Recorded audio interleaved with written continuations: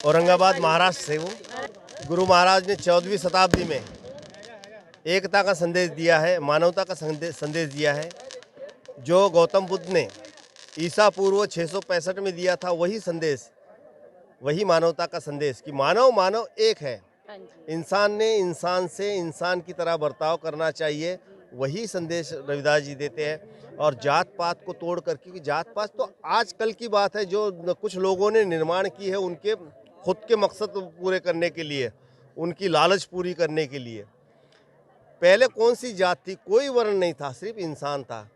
जब सम्राट अशोक थे तो इंसान ही थे सब।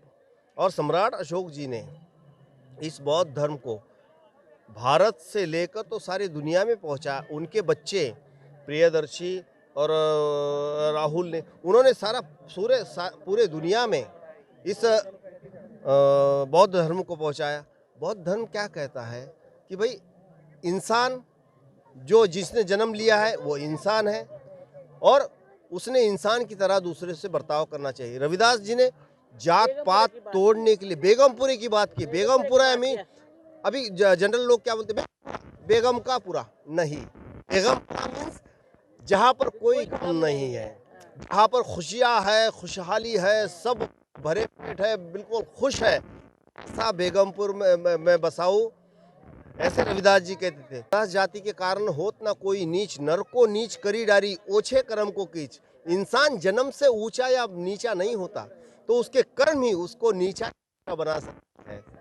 रविदास जी ने सीधा सीधा कहा कि ब्राह्मण मत पूजो जो होवे गुणहीन, पूजो चरण चंडाल के जो होवे गुण परवीन। चंडाल मीन्स जो सबसे नीचा है, सबसे जो अपने स्मशान में अग्नि देता है, उसे चंडाल कहा जाता है। कि वो भी अगर गुणी है तो उसके चरण छुओ।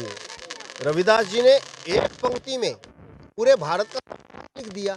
जब बाबा साहब डॉक्टर भीमराव अंबेडकर जी संविधान रच रहे थे, उस समय बाबा साहब ने सारे देखा कि गुरु रविदास जी ने 14वीं शताब्दी में पूरे भारत का संविधान 2 लाइन में लिख दिया कि ऐसा चाहूँ राज में जहाँ मिले सबन को अन्न, छोट बड़े सब सम बसे, रविदास रहे प्रसन्न।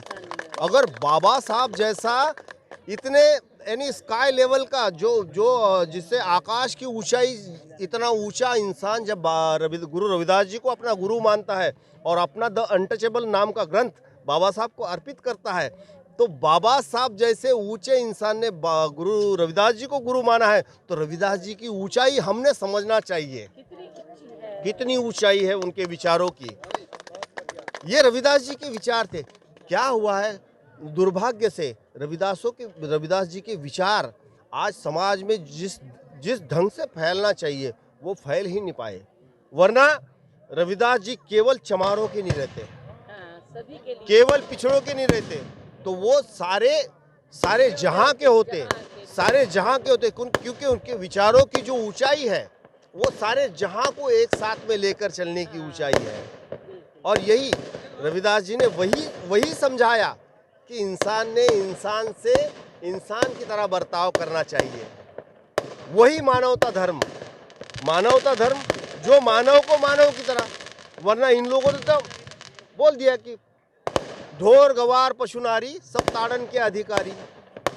वो रविदास जी ने उसका ही खंडन किया कि ढोर गवार पशु नारी सब ताड़न के अधिकारी। ये मनुस्मृति ने कहा कि जो ढोर मीन्स जो पिछड़े जाति का वर्ग है, गवार जो पढ़ा लिखा नहीं है, पशु यानी जानवर, और नारी ये सब उपभोग की चीजें हैं, इनका उपभोग लो और छोड़ दो, उन्हें कोई अधिकार मत दो। भारत में जो 188 राज थे, उसमें से 52 राजाओं ने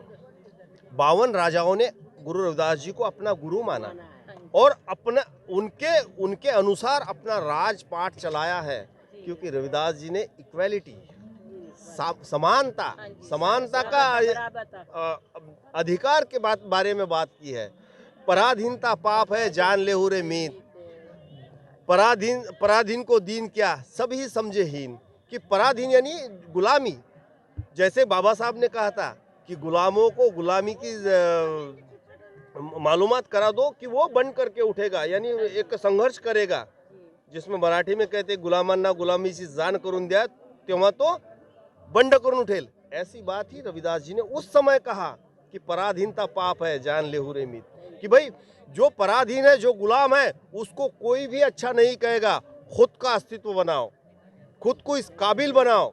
जैसे वो एक मूवी आया था पीके, उसमें उसने बड़ा अच्छा संदेश दिया है कि इसके पीछे मत भागो, कि हम खुद काबिल बनो, कामयाबी के पीछे मत भागो, खुद काबिल बनो और कामयाबी को अपने पीछे घुमाओ। जी, मैं डॉक्टर गोपाल सिंह बछीरे, औरंगाबाद, महाराष्ट्र से।